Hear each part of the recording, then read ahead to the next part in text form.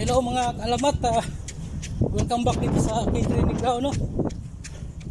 Takbo na naman tayo ng 5 kilometers. So halos araw-araw na tayo tumatakbo kasi dito mainit, di malamig, saka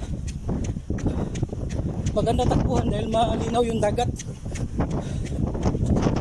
So sa mga kalamat, ang oras dito ay alas 6 ng hapon. Ito sa mga kalamat, no? Ating training ground. So palubog na yung araw, sunset na. So dito kami banda mga kalamat sa Palawan. I mean dulo ng Jinsan. Nalaan kami ng Palawan sa 14. So yun na mga kalamat, no? Please subscribe, like and share na lang. So maraming salamat. God bless. See you next time.